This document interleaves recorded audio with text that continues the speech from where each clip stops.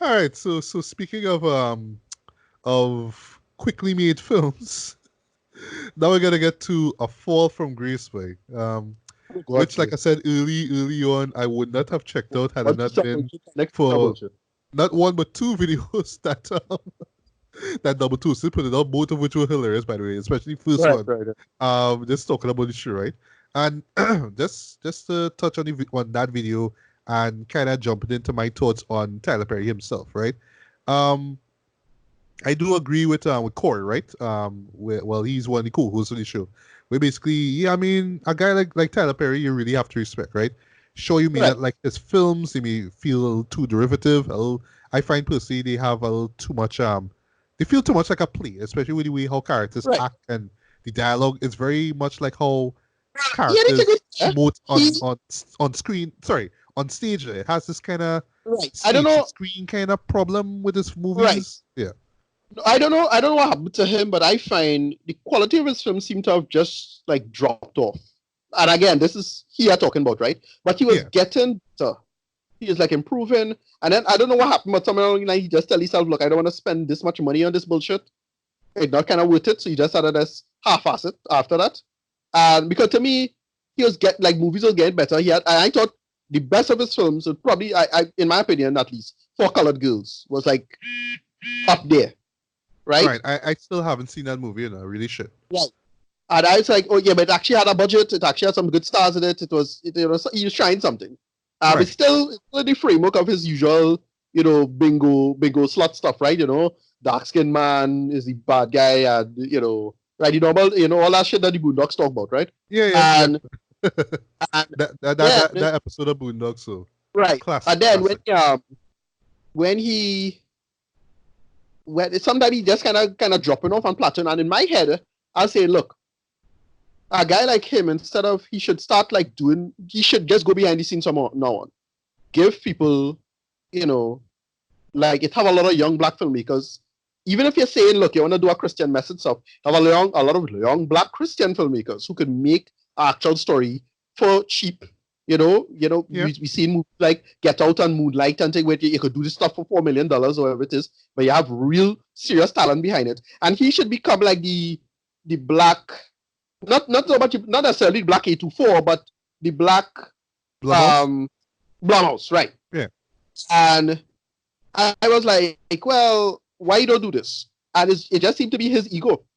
And yeah. the analogy I like using is that Tyler Perry is like akin to Kanye West, right?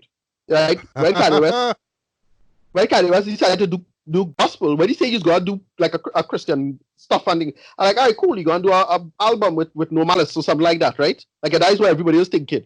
Because he do an album with Pusha T, it was amazing. Do an album with Malice, and it's a Christian album, it'll also be amazing, right? And he decided to do his own thing, and it's a complete mess. Like Yeah, it's it still, was. It was. Admittedly, it yeah, was. one of the worst albums in a while, in a hot minute. And this is the guy who had My Beautiful Dark Twisted Fantasy to start off the decade with. I mean, come on, 10 Yeah, years, eh? yeah. 10 And he took years. You know from what I that. mean? So same thing with Perry, in my opinion. Perry's a person that kind of missed the point of where you should be doing or where you should be with this stuff. In Yeah, my yeah. opinion. So it's just me. Right. I But yeah, I totally agree with you, man. Yeah. right. Right.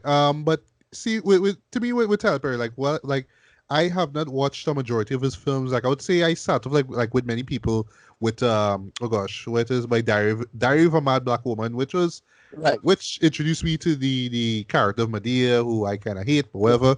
Yeah, but that's where you saw the formula. Now you got the Medea character, but then you got the whole comedy, drama, tragedy, tragic comedy kind of stuff, right? That he's known for. Cool, right?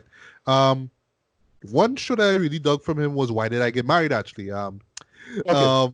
and this was probably the only Tyler Perry movie that I saw in theaters. I actually enjoyed for its once again just being a comedy drama, and it just had these crowd pleasing moments, right? One including McGill Jill Scott and smashing something over a guy's head, because he was just talking shit about her. Love that scene, Right. but yeah, and that's the thing about him, right? He knows how to please his fans, right? He has to have those moments where it's like, oh girl, that kind of stuff that was like, yeah, and you have to have like the despicable man, and then you have to have the real suave, handsome guy who will come and sweep her off her feet, that kind of thing. Now, you know what I mean? You have his formula, right? But how I imagine him, Dread, is like he has this interface, right? And he has like all these buttons and stuff on it. So he knows how to like manipulate his fans and even people who go in and new, you know what I mean, not knowing much about the movies, like me, for example. And he will know how to manipulate it. Like he will know, all right, I want the shot to look this kind of way, lit this kind of way. I want the music to come in like this, you know what I mean? And then you Yeah, kind yeah. of get sucked into it, and then but then is when you come out of it, you realize, but this is just a derivative, like Lifetime movie in a sense. Now. No, no, It's just very again, he formulaic, and knew, it just repeats as I over said, and over and over. yeah, no, as I said, he knew how to play to his audience. That's why I say I find his movies got worse in the last few years. Because I don't know what happened, but I just get the feeling that he just kind of stopped caring to put this much effort into it. Now, like he reached a point, and then he don't want to do it anymore. And then Yeah. we know that he can be a good actor. Like we know that for a fact. That is Gone a Girl, anyone? right. We have clear fucking evidence of that shit. So not to say he can't be it, but you see the amount of energy he had to put into that, and the question is it worth it? And Yeah. apparently it's not for him. As I say, from since Four Colored Girls, he like reach a point and then it just kind of drop off, in my Yeah. opinion. Now I've always It, wondered if it had to do with like him, because I know like him being Christian and all that. All right, cool. You do your little PG-13 stuff. That's cool. But I find like as he started to do like these R-rated films, like what, like Temptation and Acrimony. You know what I mean? That's where the bad. That's when you really like all the bad reviews will start to come out. Then well, no, how bad I those found, were. yeah, I don't know. I don't know about that. To me, I still see Temptation and Acrimony as Christian films. I mean, it's the same. Oh, They are okay, they were. I just always saw them as, like, especially Acrimony, as some kind of right. edgy attempt at being so, R-rated, I like all in your face with it. There, right. you know what I mean? I always assumed that was what Acrimony was. You know what I mean? But No, no, whatever. I saw them still as kind of Christian films. They're not explicitly ostensibly Christian, but they're still in the framework of, uh, you know, cautionary tale kind of thing. Now, Yes. this is why this happened to her because she in with the Lord. That bullshit, right? Yeah. She went with this man. She get HIV. That bullshit, right? To me, you always had that kind of very juvenile take on stuff, right? Yeah. Again. He is a person that it keep thinking that he don't let his ego get in the way now. So he can't be not behind the camera, right? Exactly. Yeah. Yeah. He had to be in front of the camera and directing, and he had to be involved in it. He can't micromanage. He had to micromanage now. He cannot Right. micromanage, Yeah. and they kind of stuck in that weird rut right now. I think as a filmmaker, but again, we know this dude could do amazing shit. Right, Gone Girl, he was Exactly. great. So it's not like, but I don't know, it's the effort. In my art, again, he's a person who, look, I don't tell people to retire any of that bullshit, right? I mean, filmmaking is something you could go on and definitely do it. But to me, you should I want to see him try just taking a big backseat and just putting somebody, I don't know if you have a protege or anything like that, but just scout for some good talent. If you have a lot of good talent out there, again, if it's explicitly Christian, that's not a problem. You can find a lot of good black Christian filmmakers out here and see if you could find something that you could take serious and tell a story and take something real serious and then go from there. Yeah, I'd like to see that.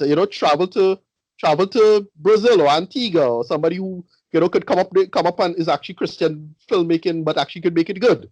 Whatever. Right. And he could find himself there and then make some stuff. I would like to see that happen. But it probably won't happen, right? Yeah, probably not. Yes. They talk about but right. how Jimmy Holt's fucking around, right? Oh boy. Yeah. Right. So as you say about Tyler Perry just wanted to wear all them hats, right? So this, yes, is produced, written, directed, Yeah. and yes, Everything. Starring. Well, he doesn't have top billing, but he's in the film as well. Yeah. Tyler Perry, trying to channel his inner Lawrence Fishburne playing Jimmy Olsen in Man of Steel. Yes, Right. I probably the only one who notices because he is the boss of who I assumed was the lead character. Well, the character's name is Jasmine. She's played by Brescia Webb, right? I went in blind. I assumed that she was the star of the show because she played this public defender, and she just got this. She didn't get involved in this case involving Grace Walters, who's played by Crystal Fox, right? This not elderly woman, but she 50s, whatever, and she accused of murder, right? We will learn later on what the murder is about, right? Or suspicious of murder, right? But yeah, And Tyler playing the boss, Jasmine boss there. But like I just watching him, I like, but this is not like how Lawrence Fishburne played Jimmy Olsen Perry in White. sorry, no, Perry I White. keep saying Jimmy Olsen, Perry White Right. in Man of Steel there. The same, Right. okay, I don't want to hear What? it. Just do your job. I don't want to hear it. Yeah. Just do it, right?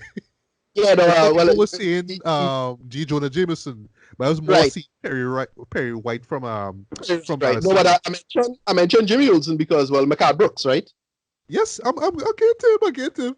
Yeah, Yeah. so McCann Brooks, we all like, oh gosh, why you had to leave Supergirl? Why?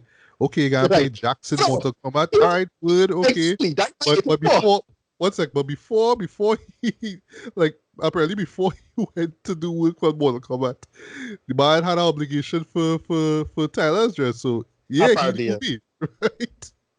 Yeah, go on.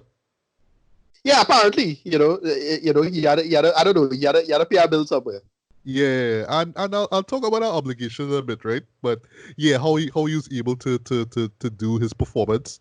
But anyway, so what this show is about, right? Like at first I think it is about Jasmine and oh she involved in this case and well, you know what I mean? Well, the place she work at don't really have enough money. So it's like, all right, well we just do this, whatever. But then you realize no, it's actually about Grace because it's in the title, A Fall from Grace. Right. Right? And like I say, she was accused of murdering. Well, in this case, was her husband, right? Who is played by McCann Brooks, right? He plays Shannon, right? And is probably in the second act of the movie. Well, I kind of want to say second act, but more like close to like the 45 or like yeah probably around the 30 40 45 minute mark is where the real story begins, right? So in true Tyler Perry fashion we had to get this long elongated flashback about how Grace met Shannon, right? And then also too Grace has a friend called Sarah who's played by Priscilla Rashad, and I guess it's because of how they were building. Like I thought that they were going to be front and center from the beginning, but you literally had to wait a while for Grace to start his story. You literally had to wait like about a whole 45 minutes before you see McCart Brooks show up, right? And it's just like, okay, she meets him, he's suave, he's handsome, and all that kind of stuff. She falls instantly in love. She went through a divorce, so she all like insecure about it. But he's just such a sweetheart, just such a darling that just carries this, Right. right? And then like you once again this using the whole Tyler Perry interface thing, like the way how they set up the scene, like you have a scene with them in this coffee shop now, and like it, you know what I mean? It's like it kind of nice now because it's like you're seeing him, and you know what I mean, he talking real nice to this old lady, and it's like, oh, you know what I mean? This is like he genuinely concerned for her, and it's like, all right, this is real nice and thing.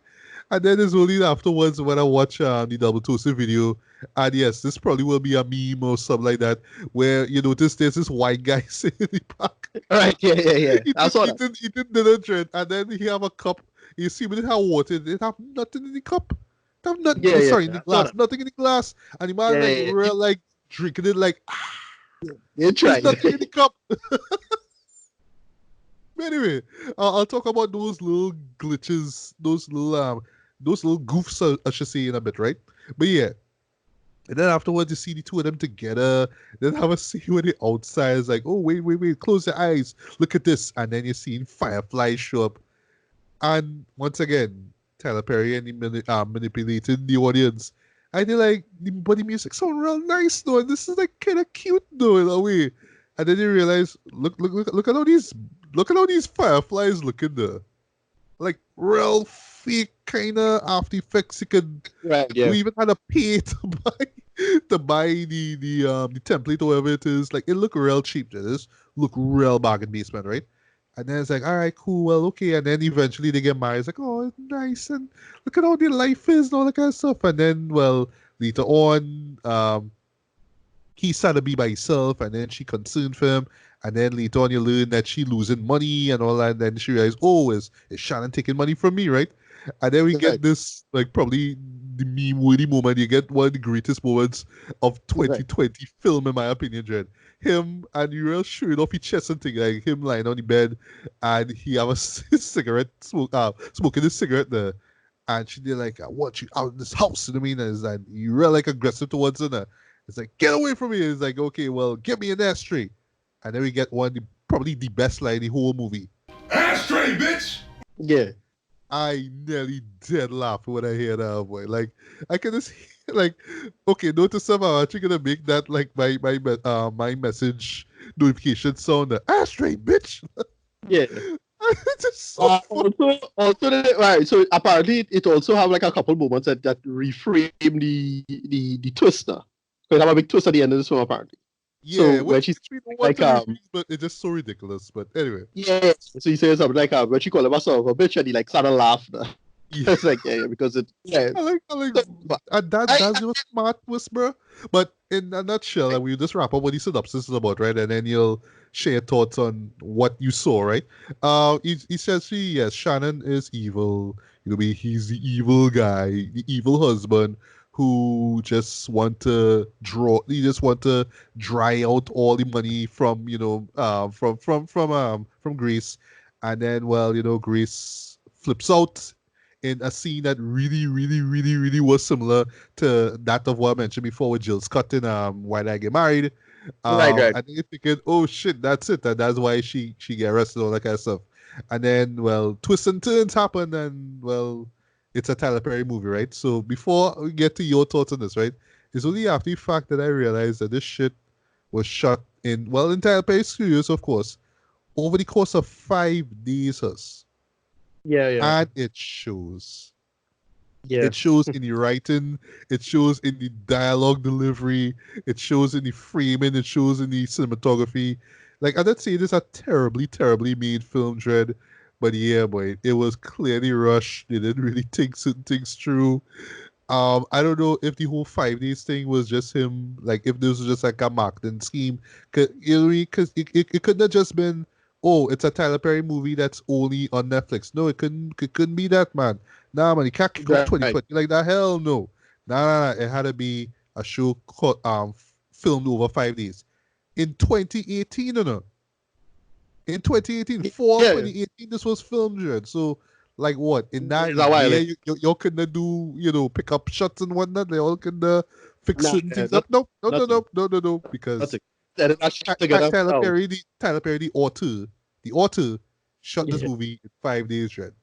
Middle finger Yeah. to Jordan Peele, Jared. Like, hey, I want to see Jordan Peele do that now. You know what I mean? So, I imagine that was like his thought process at the time now.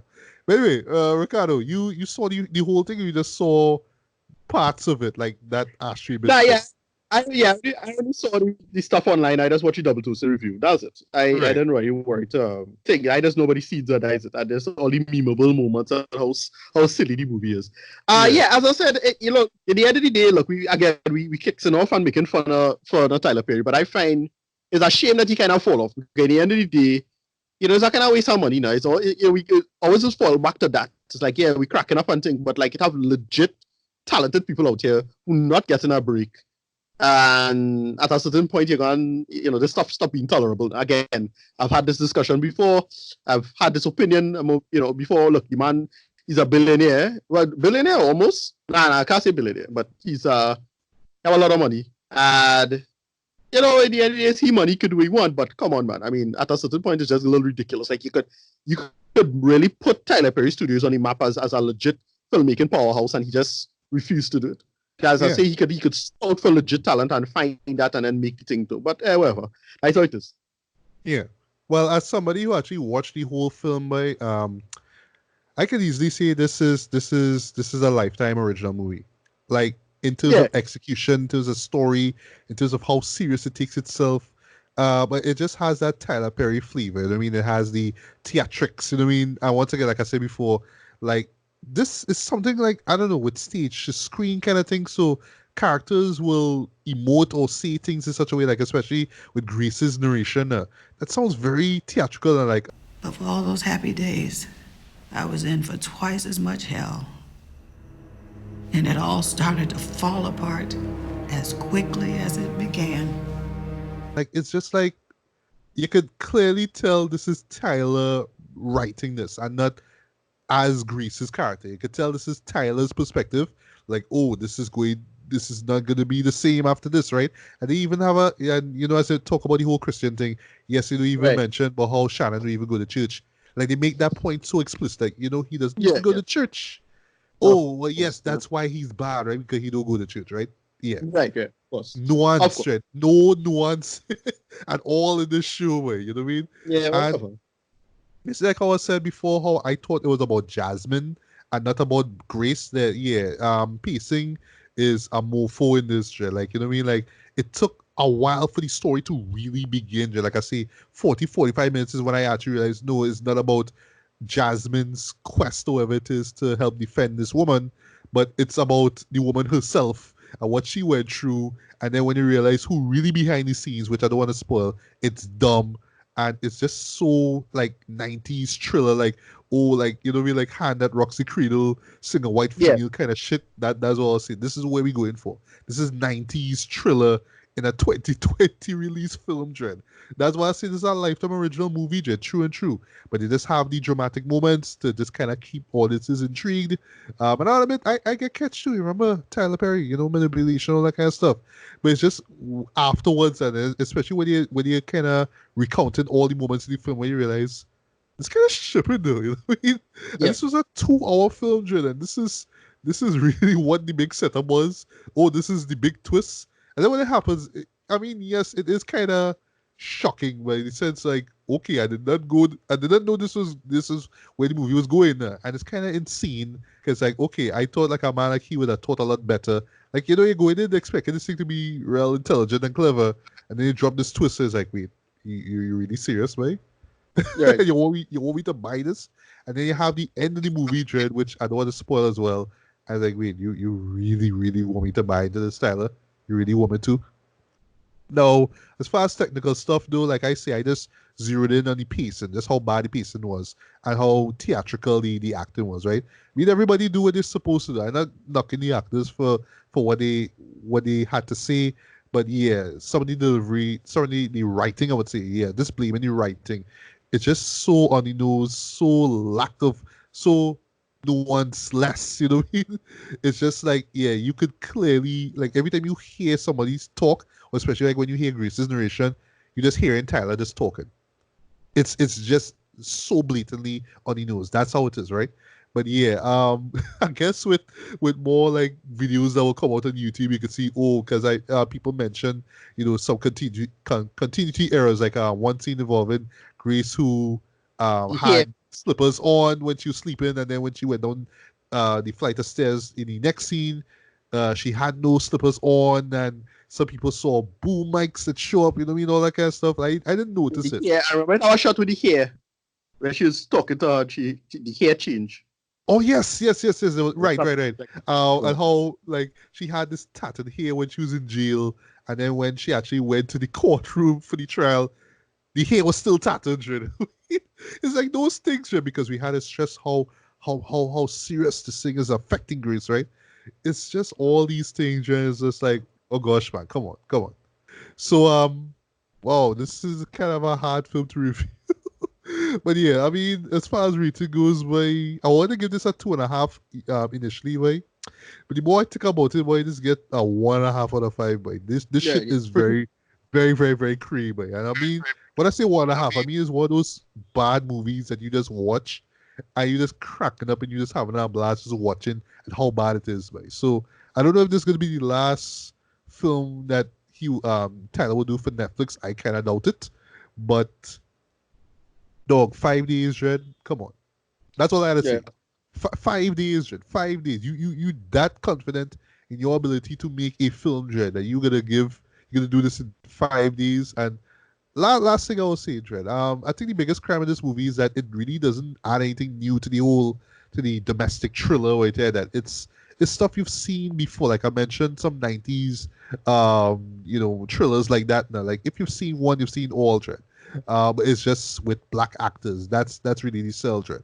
But yeah. nothing new, nothing original. We did get probably one of 2020's best, phrases. Ah, straight bitch. But other than that, though, is like I don't know if I should laugh at this or take this seriously. I don't know, boy. But that's why I can't really call this movie a feeler because yeah, I could just watch this with friends and just laugh my ass off of it, right? So if you're looking for a movie like that, then definitely check this out. But if you are a Tyler Perry fan, I believe you will enjoy this way more than other people do. And nothing wrong with that. If you like these kind of movies, fine. You know what I mean? He makes them for his audience, that's fine. But I just find that in this stage in your career, Dren, at least do better, Dren. Make better films. Don't just stick to one formula because, hey, that's what the fans want. Because eventually they're going to get tired of it and move on, right? But yeah, it is what it is. I give this a 1.5. If you're looking for a nice bad movie to watch when you have nothing to do, yeah, give a 4 from Grace a look.